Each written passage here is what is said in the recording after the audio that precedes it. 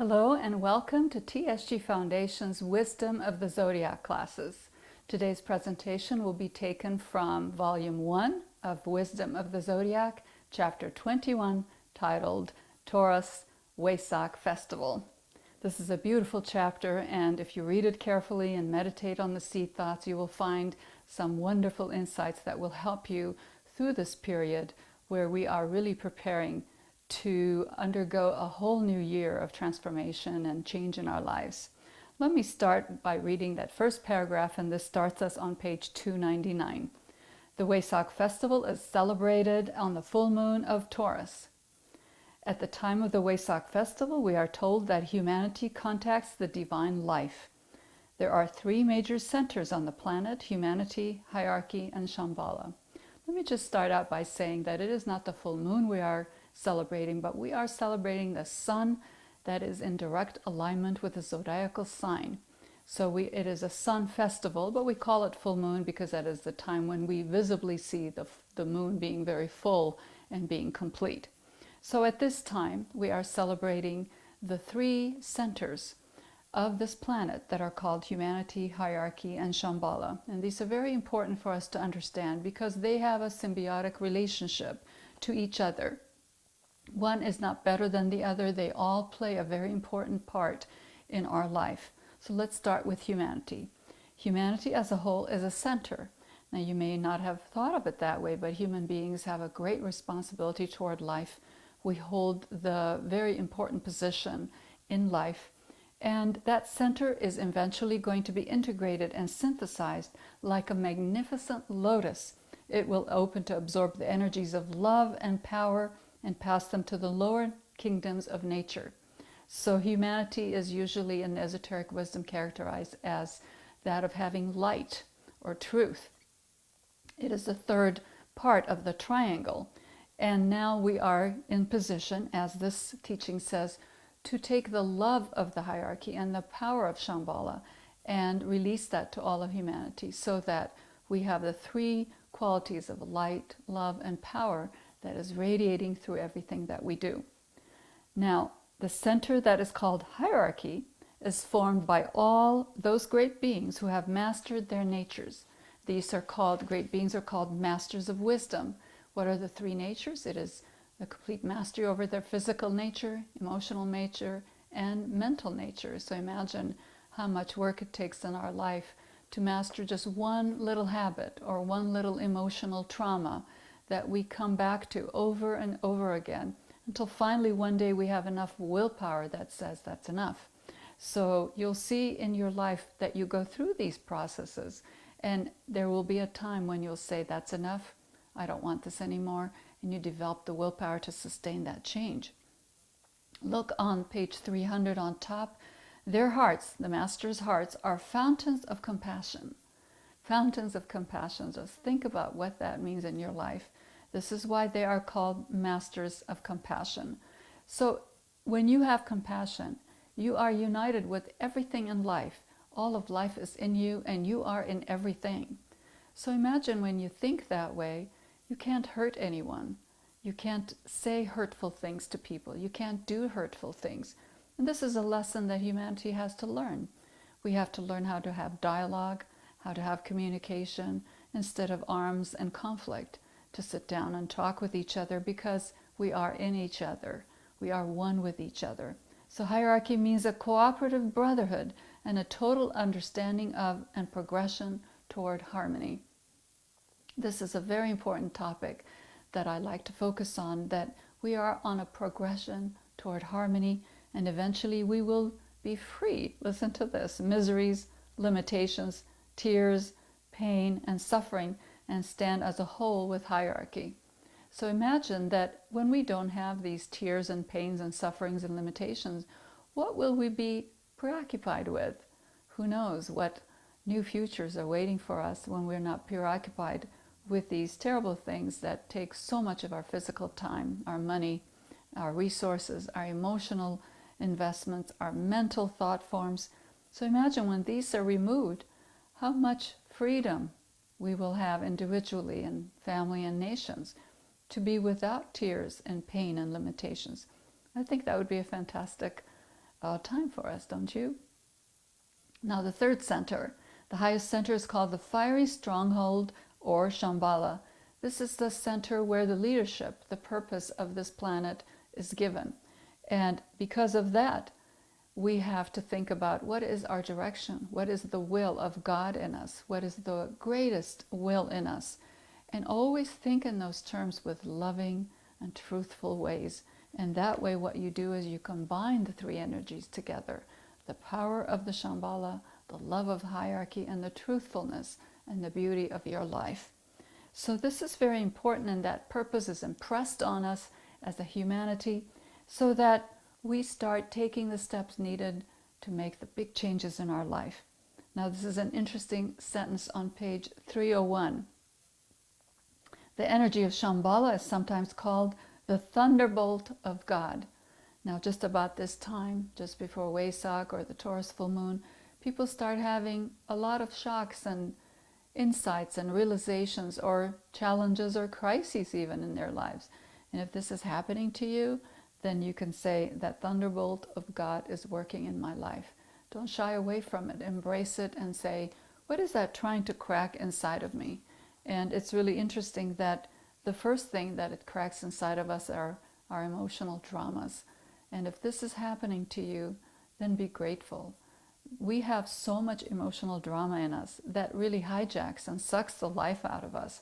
So that's the first thing. If you see you are getting emotionally charged, upset, turned upside down with so much self-pity and problems, then the right thing is happening to you and you need to look at it. If you don't address the emotional issues of your life this year, they'll come again next year in a different form, year after that, until the end of your life. If you still don't clear it, you still have to deal with it in another life. So the sooner you deal with your emotional dramas, the better. How do you deal with it? Here are three energies that are radiated to us from Shambhala, and that's outlined on page 302. They are organization, purification, illumination. You see, you are going to use these three energies right now, from now until Wesak and another week after that, and maybe for the rest of this life. Sometimes our whole life is full of the thunderbolt of God, as it's called, shocks and shifts happening in our life all the time, trying to have us align ourselves and our face toward the right place that we should be. And these are always available to us, these three energies of purification, rather organization first, purification, illumination. What can you do without these energies? You can't do anything. You have to organize yourself, your house, your life, your health, your habits, your exercise, your eating, your thinking habits, especially your emotional habits. You really need to look at that at this time in your life. Take a look at them and say, do I really need these? Am I hanging on to them like I'm hanging on to old things in my closet that no longer are needed? Purify them with that powerful energy of Shambhala and bring illumination. What is that? Space, emotional space in your life to breathe and relax and say, I am no longer hung up with those things. When I see people who are really caught up in their emotions, they have no organization, they are messed up all the time, they're toxic, and they have no illumination in their life, which means there's no light. No matter how smart they are or how successful they think they are in their material sense, that emotional body, when it's aggravated, when it is upset, will derail everything in their life. If this has happened to you, if you feel like your life is being derailed every so often, then take a look at this energy that is available to you right now to reorganize and reboot your life. It's so important. So the first thing you are going to look at this time before the Wesak festival and through it and after is to make sure your emotional body is getting pure, calm, and serene by getting rid of things that really get a rise out of you, that really upset you, that really put you over the edge. Now there's another name for Shambhala besides the thunderbolt, and it is the future. Imagine what your future is. Imagine what you're going to be 10 years from now, 20 years from now, 30 years from now, next lifetime even, and see what that inner divinity, how it's blooming out, and give it the space to bloom out. the opportunity to bloom out. Don't hold it down and compress it. And that's what we do. We compress it. And that's really, really the important message at this time. Don't compress yourself. Open yourself up toward the future and see what gifts are waiting for you. Now, in this chapter, there are 7 very important points that are discussed. And I'm going to read just the highlight of each one that I think would be magnificent meditation points for you. The first are 3 gifts for humanity. On the first day of the full moon celebration, which is you take the day of the full moon and step back 3 days and then go forward 3 days. So it's 7 days. So the 4 days or the 3 days before the full moon, meditate on the gift of opportunity. And that is beautiful. If you just make yourself sensitive to the opportunities that are around you every minute. Somebody may say something that will inspire you. You might see something in a film or television that will inspire you. You might hear something that I'm saying that will inspire you, or other people are saying, or something you'll read. Take that inspiration and see, what opportunity is this giving me? Is there an opportunity that life is giving me so that I can just be a happier, joyful, more productive and creative person? A person who is balanced and serene and has gravitas too, has nobility. The way you behave, the way you talk, the way you decide and make choices in your life. So here's that opportunity for you. Maybe you can take that one-word opportunity for the rest of this year even. Take it for one day, and then if you particularly think it's applicable to you, use it until you start really seeing the opportunities that come to you. I have found that there are opportunities every minute in your life, just around the corner, if you just care to see. What is that opportunity coming to you right now in your life? Very important. The second gift of Shambhala is illumination. Now on the second day of the full moon, a 7-day period, meditate on that word illumination. For me, I thought of taking visually or imaginatively in my mind that big torchlight, that big flashlight, and shine it, mentally shine it on your life and say, what am I seeing? Without prejudice, without judgment. Just take a look and say, what am I seeing in my life that needs to be changed, improved, heightened? Maybe it's great things that you're seeing that you need to pay attention to, more attention to. Your talents, your beauty. It's not just bad things you're trying to see, it is also beautiful things that you need to bring out and make it flourish in your life. So that's the second day. The third day, third gift of Shambhala is brotherhood. That is such a beautiful, beautiful thought. And in this, let me just read for you what he says on this in this paragraph, page 305. Master Morya advises that when you are depressed, go outside and look at the stars and say, "Hail to you, brothers." So imagine how beautiful that is. I remember I had an experience like that at the Grand Canyon.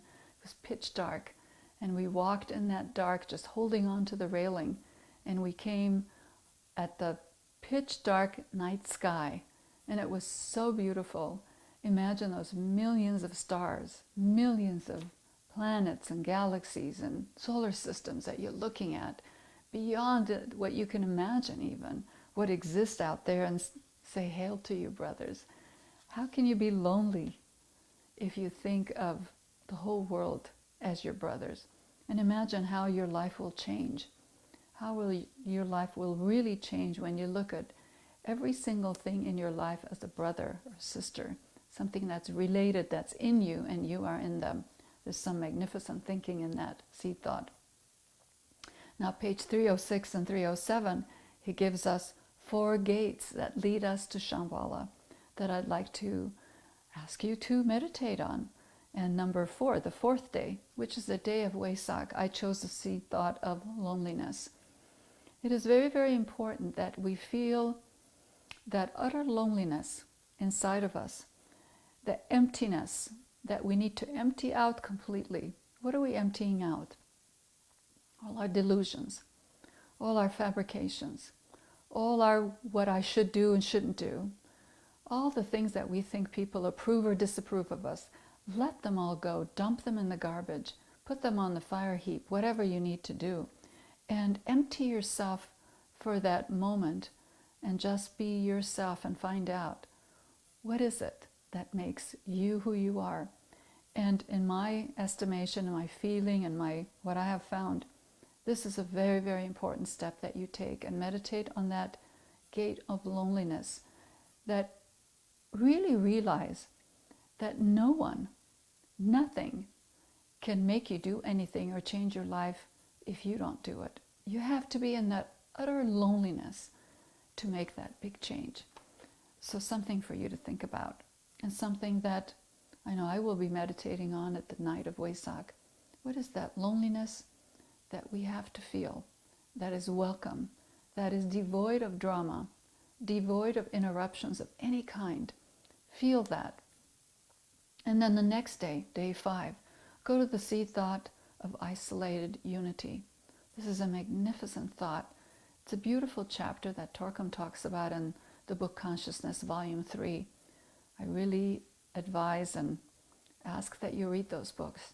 They are so advanced and so beautiful that every page holds treasures for you that you never even dreamed possible.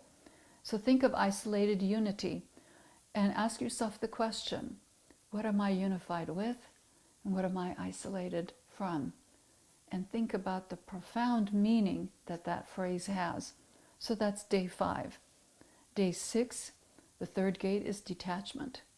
So meditate on day 6, that beautiful seed thought of detachment. We must exercise tremendous detachment if we want to be children of Shambhala. It's so beautiful. Detachment means that you stand in your spiritual being without identifying with anything less than your true self. I love that. This is going to take us step by step, like I said earlier, with that strong willpower that you have toward the vision of the future that you have for yourself. If you want to wallow in your misery and your drama, go ahead, but life is going to teach us. We can't do that forever. We have to make a change. We have to get out of our miseries, limitations, and pain and suffering, and engage our mind and our emotions and our life with something different. I think that's a welcome statement for all of us. Now let's move to the 7th and final day of your 7-day meditation at Wesak, and that is the gate of purification. I love that. As you enter this 7-day period, you enter with a pure heart. Pure heart to say, whatever I learn, whatever I see, whatever I recognize, I'm going to take it as it is and not fabricate something out of it. And then as you're exiting that 7-day period, exit with that sense of purity. Purification must start with your speech, with your physical actions, with your emotions, with your thoughts, whether they're heard or unheard. We are always visible to those who can see. We know that from our everyday life. There's no privacy anymore. And it is really true and always has been true when we think about the higher worlds. Those who can see us and hear us all the time. So what are we hiding from? So think in terms of purification and exit that 7-day period with purification so that you create that new blueprint in your life for the next coming year. Now after Wesak, of course, we have the Festival of Gemini, which sets the standard for the rest of our year, and we are gathering that standard today and before with Aries, and then coming up to Gemini. So the 3 full moons help us gather that standard for the future for us. Now here's a beautiful, beautiful quote I'd like to read for you. This is on page 307, and it is a quote that's taken from the Agni Yoga Society's book titled Infinity, which is a fabulous, fabulous teaching of the highest grade that you can find. This is from paragraph 262. And he says, only the attraction of our towers affirms victory. Only the attraction of our towers affirms victory. To me, that's a lot of seeds for thought, and reminds me that if we are attracted to that highest in us, to the highest in behavior, to the highest in our life, that is the tower that we are constantly going toward, and that is guaranteeing victory. Isn't that beautiful? It is guaranteeing our victory. Let me read that last two paragraphs on page 307, because I want you to see how much potential for victory there is for you in your future. If we put the idea in our minds that we will reach that tower, nothing will be able to prevent our progress. Absolutely nothing. Your success is guaranteed. Human beings want to succeed. They want to grow. They want to change. We want to be successful and abundant and creative in everything that we do in our life, don't we? So our success and progress is guaranteed. We have to do the work. The will is developed through a great vision and a decision to reach that vision. Once we sincerely decide, no obstacle can stop our progress. Why is that? Because when we decide, we are working from the inside to manifest that vision, and all the forces of the universe, our friends, our family, the teachings will help us from the outside. So it has to be a corresponding work that we do together. Pressure from the outside, pressure from the inside, and it moves us to victory. Let us each decide to work for this fiery goal and strive toward the tower. This is the most precious labor we can do. This is my parting message for you. And I want you to really think about this and see that beautiful, fiery goal that you have in your life. Let me read it again. Let us each decide at this time of the Taurus full moon to work for this fiery goal and strive toward that tower. What is that tower? Of principled living. The highest principles are represented by that tower. And just to remind you, what are those principles? Principle of beauty in our life, goodness in our life, righteousness, joy in our life, and freedom in our life, freedom from all the limitations and pain. And there are two others. Those 5 points are made possible through our striving toward perfection and sacrificing and serving for the upliftment of others. Okay, so those are the 7 points that you can work toward for the rest of your life and lifetimes and reach that tower. This is the most precious labor that we can do. Isn't that beautiful? So think about this beautiful time of the year, great opportunity, great cosmic shocks can come to your life. Welcome them. Say, this is a message from my beloved. Welcome them indeed and say, what can I do that I need to put my life in right order through my purity, my striving, and these 7 beautiful seed thoughts. Remember to read these in this chapter. It's magnificent. And meditate every day. 5 minutes, 10 minutes on these beautiful seed thoughts. Write down your meditation and your insights so that you can complete that cycle. Okay? Now we're going to do a meditation that's taken from pages 346 to 347. It is beautiful. We are going to start with the mantra of unifications. I will say it and you can repeat after me. And we will have a salutation. You can repeat after me.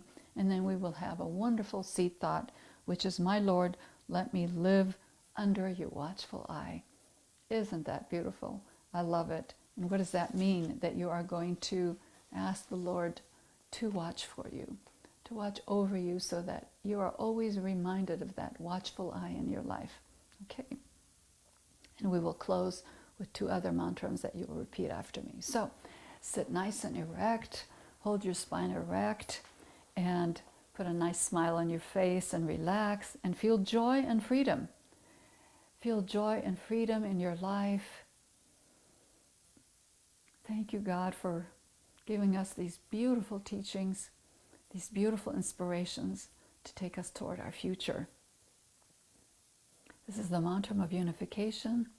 Repeat after me. The sons of men are one, and I am one with them.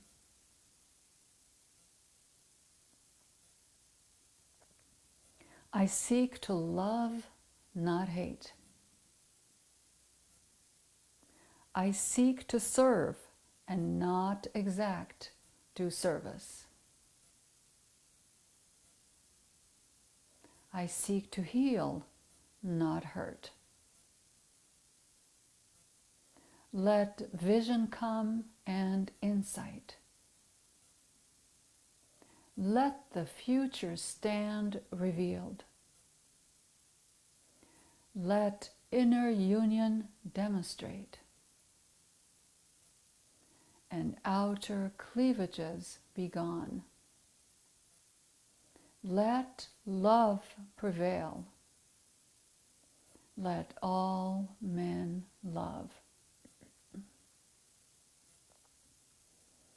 Let us say one Om silently or out loud.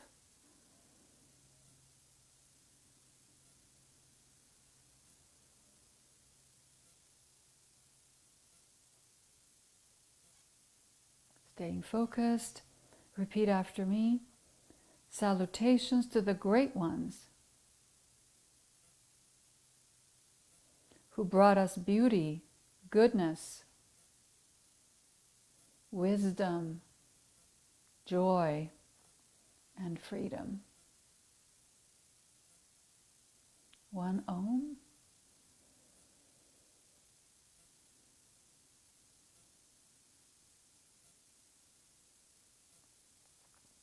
Staying focused, meditate on, my Lord, let me live under your watchful eye. Just say that once in your mind and then think about what that means.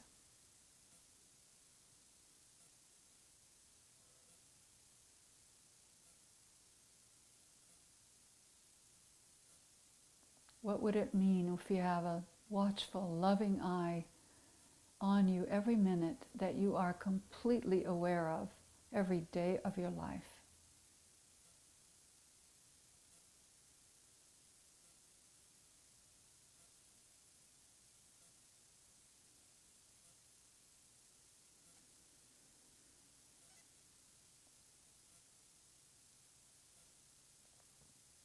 How will you change your physical life and then go to your emotional life and then go to your mental life and spiritual life? Think of one or two things that will change in each of these sections.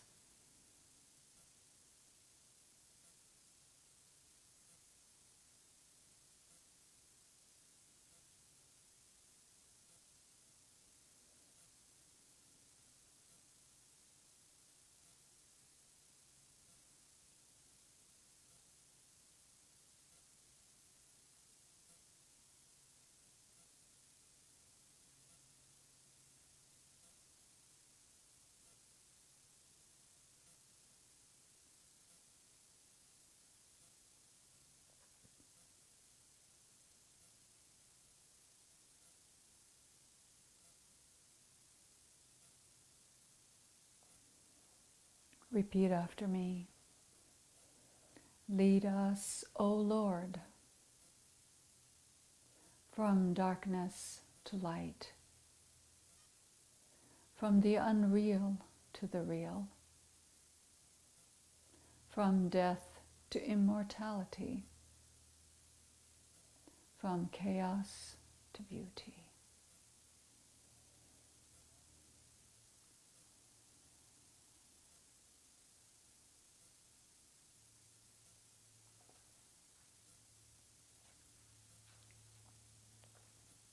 Repeat after me. More radiant than the sun, purer than the snow, subtler than the ether, is the self, the spirit within my heart. I am that self am I. One silent Om.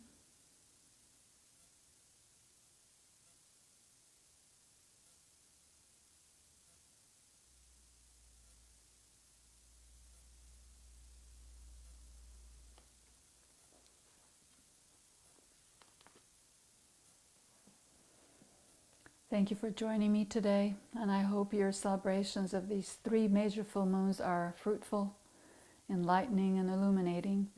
And if you have all kinds of cosmic shocks and changes happening in your life, embrace them. They are useful, very important, and we don't change without them. So take your life another notch toward beauty and purification, and spread these teachings of beauty everywhere. If you spread these teachings, give these books as gifts, buy them for yourself, give them for others, you will see life will change on the planet. We can't hope that life will change without our work. We have to do our part. And I hope to do my part with you joining me every month. Thank you for being with me, and I'll see you next time. Bye for now.